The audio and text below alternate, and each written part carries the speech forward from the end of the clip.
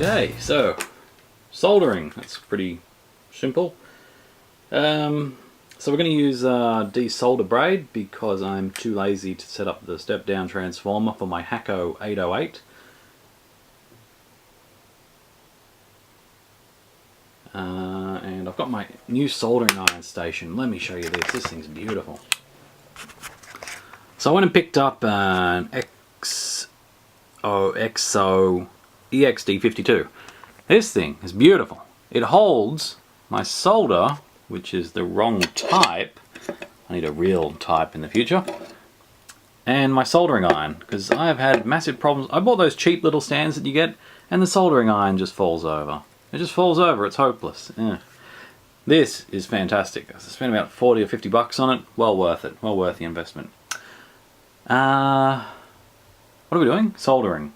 Okay, let's desolder first. If I put this back in and just zoom. Which legs is it? Those two. I can see them, can you? Of course you can. You're on the internet. This soldering iron is a Micron T2420. 20 watt. I tried to get one of those soldering stations with the big old fancy variable temperatures, and it's sitting at work. It's too heavy to bring home, so I'm not too concerned about it. You want to heat up your there we go, that did nothing. You know what I'm going to do? I'm going to go ahead and reflow the solder. Should make things a lot easier for me. Should. In theory. Remember, in theory is where communism works.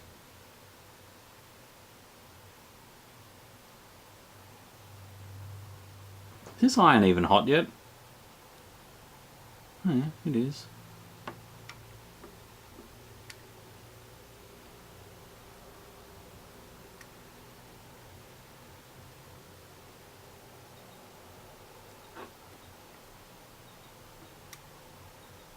Maybe not hot enough. Come on, melty melty.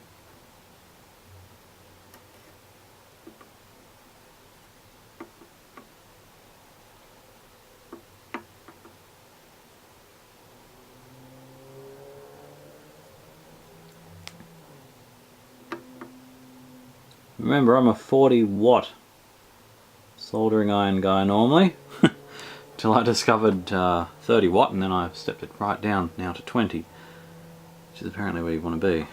Let's just try that now.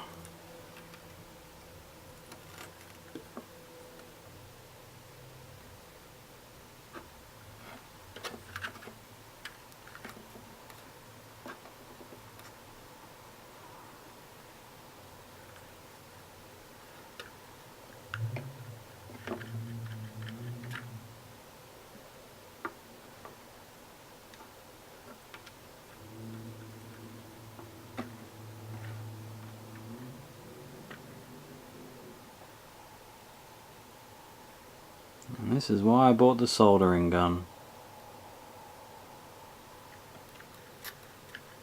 Oh, there's that noise.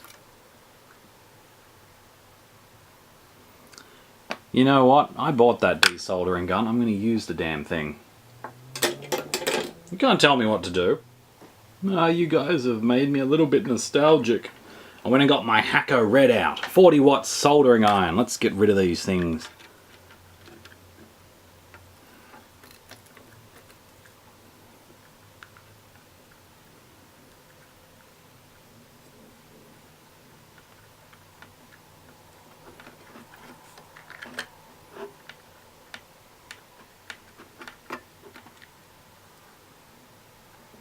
Maybe I should wait for the iron to heat up.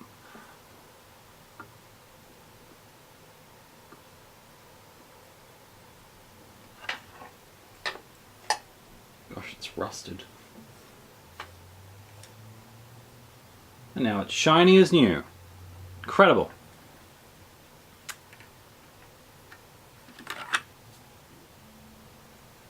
it hot?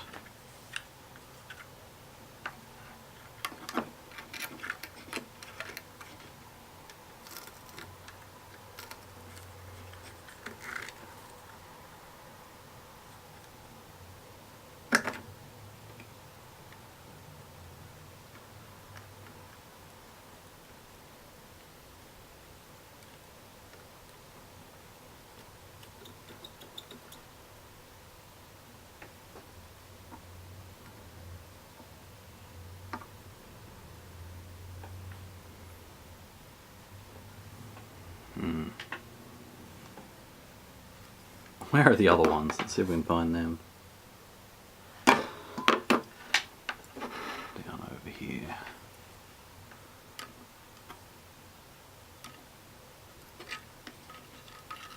Pretty sure it's these two. 1, 2. Yeah.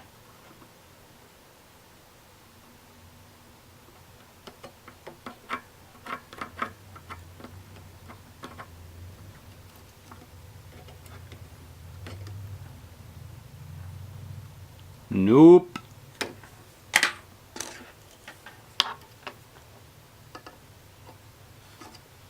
Oops. Let's reflow it.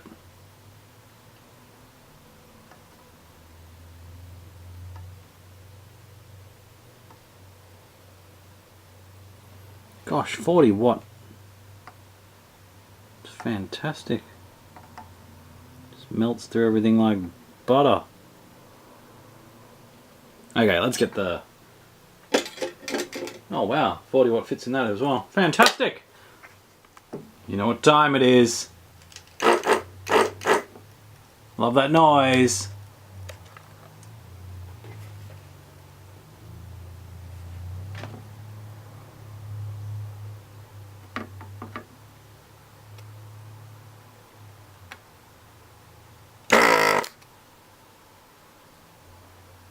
Honestly, once you've got the right tools, nothing can stop you.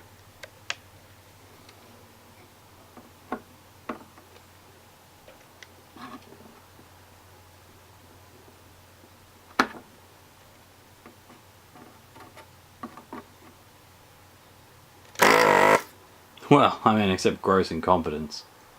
Or neglect. Column A, column B.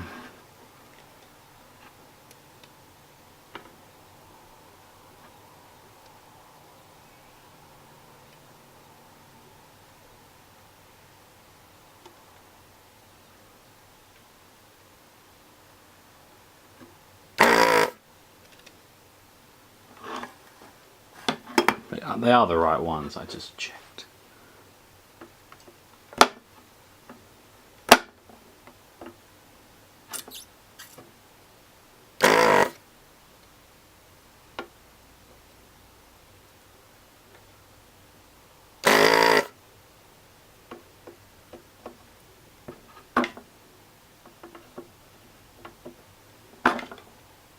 Meh.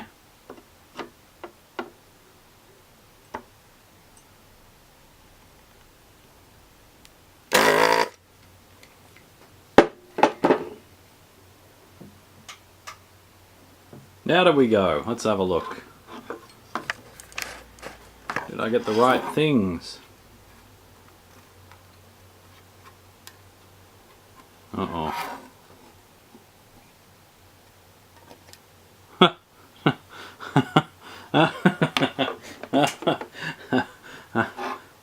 Nothing? No, that ceramic capacitor is normally only half attached to the board.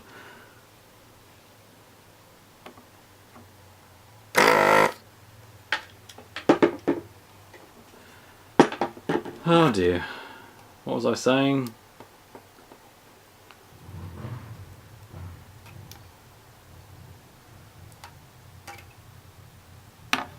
There's one out, so negative was facing away. What's that? That's the 1 UF. Replacement 1 UF. Where are you? There he is.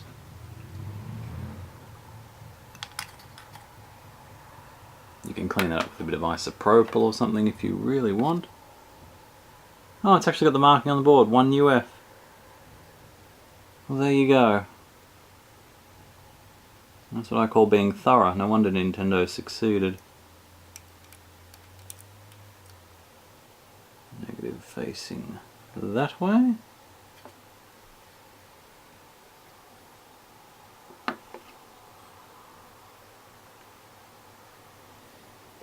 Get out your soldering iron. And your leaded solder. Great for brain development. Fix up that ceramic capacitor you accidentally might have desoldered.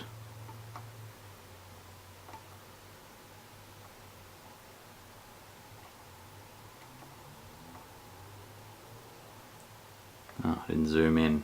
My bad. Looked way cooler up close.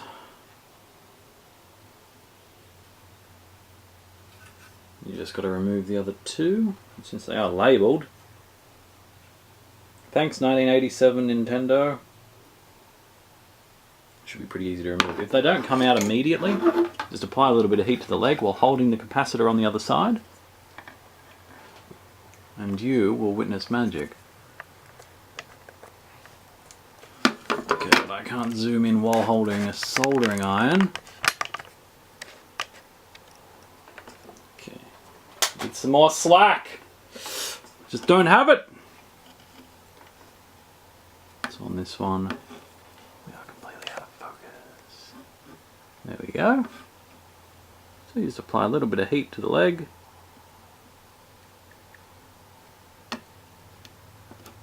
Wiggle, wiggle, wiggle.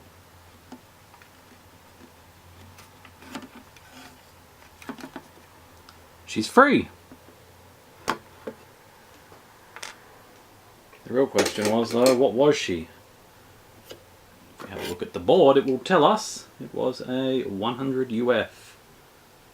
Look at the capacitor and it will hopefully confirm 100 UF.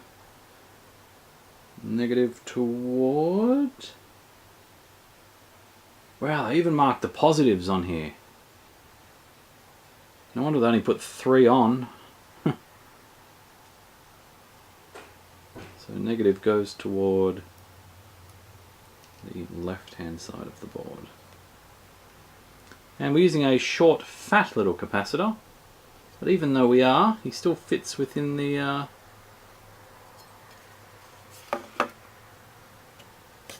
in the radius, which you can't see on this side. That's all good. We'll get the other one out as well while we're here. It's the 2.2.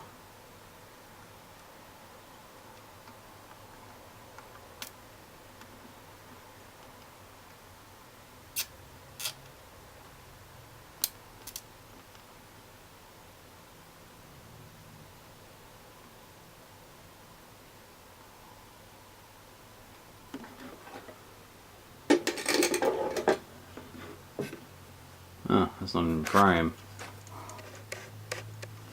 Apologies.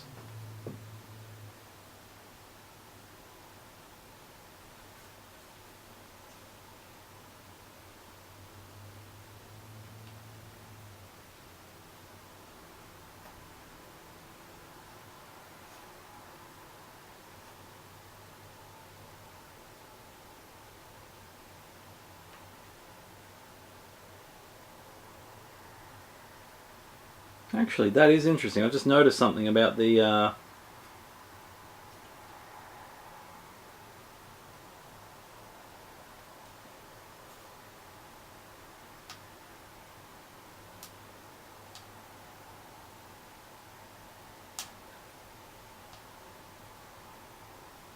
security chip. Seems to be a leg missing.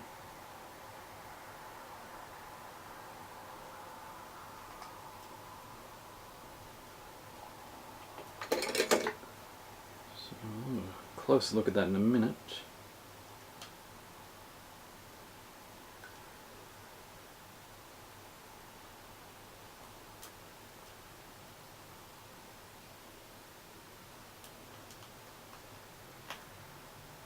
Wow, that capacitor was in well. And that was the 2.2, so that's removed. We're putting in the 3.3 in its place. Hopefully there won't be any fires.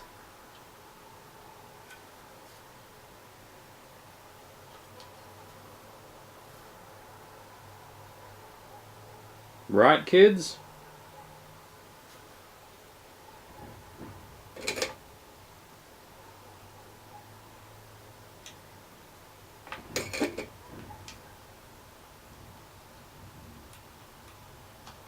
I guess we'll find out when we're playing Mario Brothers Super. I don't know what the games are called on this system. Duck Hunt, when we're playing Duck Hunt.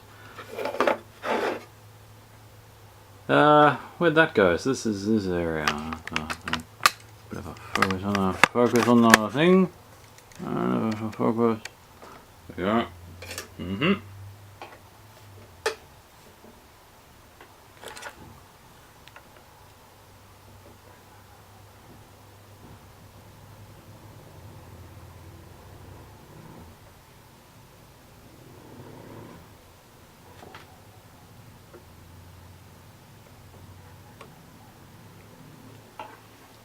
And we're done. So let's flip it back over. Don't forget to clip the legs. And we'll have a look at my, well, not mine, but 3197A.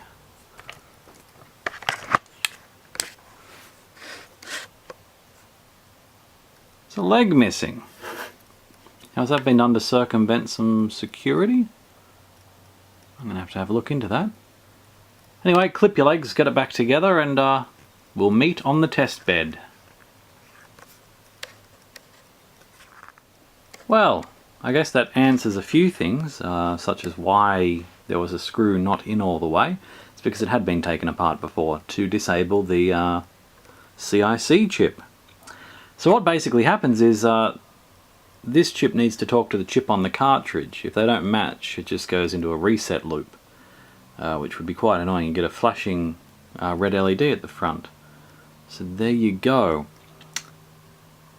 Now, having that disconnected, it's complicating. If you want to read up about it, I really recommend you do. I did just then, and it was quite interesting. So it uses a lock and key. So this is the lock or the key, and the other one's the opposite. So one's a lock, one's a key. They need to connect, they need to work. If they're both keys, what happens is the chips just don't do anything. They just sit there and let the console work. So it's good, I guess, to have it disabled, because it will presumably prevent restarts from, like if you've got some dodgy circuitry going on from your NES cartridges after years and years and years of operation. Something, something, something, words, words, words. So anyway, that answers that question that I had. Just thought you should know. So pin 4 is the pin that you don't want. You can tie it to ground, although in this case the entire leg is missing. And it looks like someone drilled through the hole. Via. Drilled through the via. So anyway, let's get this puppy back together and give it a bit of a test. Not using Duck Hunt, for the love of God. Most interesting. So, went to hook it all in. All I'm getting is white screen after white screen. So the first thing I went and did is switched back over that wrong value capacitor just to rule that out. That didn't fix it. So I've gone ahead and ordered one of these little fellas, which is most likely the problem. So stay tuned for part 2, where we swap that out, give it a good test, and since I've got to wait a couple of weeks for that to turn up, I might as well order a replacement 2.2 microfarad capacitor for there. Cool beans. See you in a couple of weeks.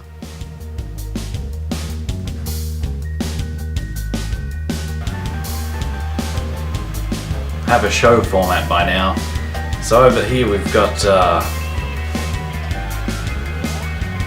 that game everyone likes. It's just a test video for the channel. Just need to record 40 seconds of video. We're up to about 30, so if we can get a bit more, move my hands around, get an idea of how well this green screen works with insufficient lighting, we should